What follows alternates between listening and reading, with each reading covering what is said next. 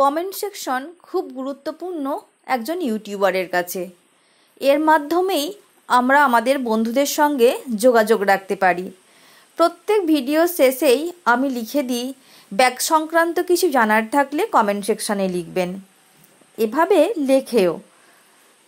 আগের দিন একটি ভিডিও আমি পোস্ট করেছি, তাতে একজন বন্ধু খুব সুন্দর লিখেছে, দিদি ব্যাগটা তো শক্তপোক্ত করলেন, ব্যাগের চেন কোথায়? অর্থাৎ আমি প্রথম মনে করেছিলাম যে ব্যাগের চেনটা উনি দেখতে পাননি বলে জিজ্ঞেস করছেন। পরে বুঝলাম উনি জায়গাটা খুঁজছেন যে কোন জায়গাটা আমি চেন বসানোর জন্য গ্যাপ রেখেছি। আশা করছি উনি আমার সমস্ত ভিডিওই যখন দেখেন এটিও উনি দেখবেন। ওনার জন্যই এইটুকু অংশ এই ভিডিওর মধ্যে জুড়ে দেওয়া, যে এই অংশটুকু আমি গ্যাপ রেখেছি, এখানে আমি চেন বসিয়ে নেব। ওই সময় ভিডিওটা শ্যুট করতে সুবিধা হবে বলে মুখটা সুতো দিয়ে একটু আটকে দিয়েছিলাম, যেহেতু চেন বসানো হয়নি, ফাঁকা থাকবে তাই। যাই হোক, এবার আমি আমার কাজে ফিরি। এটি সেই ব্যাগের একটি পার্ট যেটা দুটো একসাথে করার কথা ছিল। একটি আগে আমি পোস্ট করে দিয়েছি, আর এটি আজকে কমপ্লিট করছি।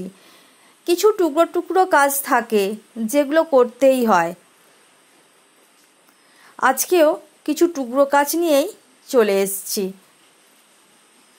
এখানে নতুন বিষয় হলো, ওই যে কোন অংশ তৈরি হয়েছে, ওই কোন অংশ থেকে আমি জুড়ে দিচ্ছি।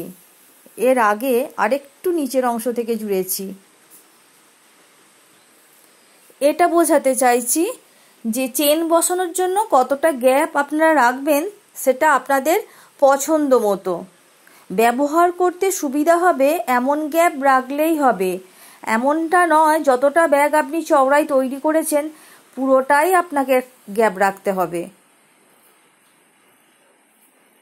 এখানে একটা সুতোয় কাজ করে দেখিয়ে দিচ্ছি, আর খুব সহজ পদ্ধতিতে সাইডটা জুড়ে দিচ্ছি। এখানে আমি সুতোটাকে ঘুরিয়ে নিচ্ছি না। প্রত্যেকবার আমি একটা সুতোয় কাজ করলে সুতোটাকে দুবার ঘুরিয়ে নিই। এখানে কিন্তু ঘুরিয়ে নিচ্ছি না। ঘুরিয়ে না নিলেও সাইডটা কিন্তু জোড়া যাবে। অনেকের ক্ষেত্রেই বুঝতে একটু অসুবিধা হচ্ছে। যাই হোক, সাইড জোড়াটা আপনারা একটু দেখে নিন। হাতে যখন ব্যাগটা পাবেন বা পুঁতি যখন তৈরি করবেন তখন বুঝে যাবেন সুতো কোন জায়গা দিয়ে নিয়ে যেতে হবে। দূর থেকে দেখে যেটা জটিল মনে হচ্ছে সেটা কিন্তু নয়। দেখুন, আমি ইজিলিই কিন্তু জুড়ে দিচ্ছি পরপর। যে এতটা পর্যন্ত পুঁতি গাঁথতে পারবে এখানে সে জুড়েও নিতে পারবে। এই অংশগুলো একটা পুঁতি দিয়ে ছাড়াও দুটো পুঁতি, তিনটে পুঁতি দিয়েও জুড়ে নেওয়া যায়, বা কয়েকটা পুঁতি দিয়ে ফুল তৈরি করেও জুড়ে নেওয়া যায়।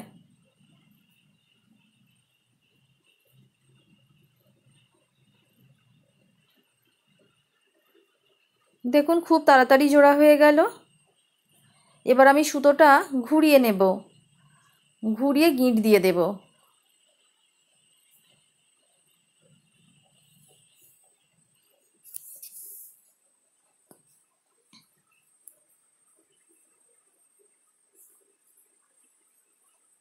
খুব সুন্দর হয়েছে সাইডটা।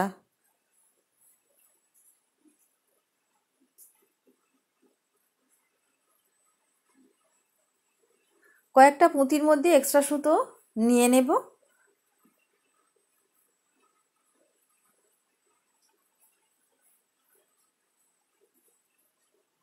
প্রথম কোনো কাজ করলে সেইগুলোর ব্যালেন্স হতে একটু সময় লাগে।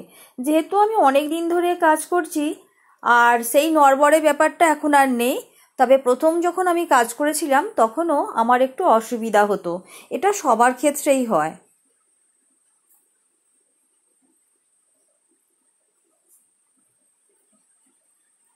এদিকের অংশটাও আমি জুড়ে নেব। এটা দেখিয়ে দিচ্ছি না, নিয়ম তো একই রয়েছে। দেখুন কোন অংশটা জুড়ে দিয়েছি। ব্যাগটা দেখতে একটু অন্যরকম লাগছে। এখানে এবার আপনারা রেডিমেড হ্যান্ডেলও লাগিয়ে নিতে পারেন বা পুঁতি দিয়েও হ্যান্ডেল তৈরি করে নিতে পারেন। ব্যাগের মধ্যে কাপড় বসানোর ভিডিও আমি ডেসক্রিপশন বক্সে শেয়ার করে দেব, সেখান থেকে দেখে নিতে পারবেন। আশা করি এই পর্যন্ত কাজটা দেখতে কোনো অসুবিধা হয়নি। আর এই ভিডিওটা দেখার পর বা আমার চ্যানেলে কোনো ভিডিও দেখার পর যা সমস্যা হবে সবই আপনি কমেন্ট সেকশানে লিখে দেবেন। আজকের মতো এখানেই শেষ করছি। টাটা।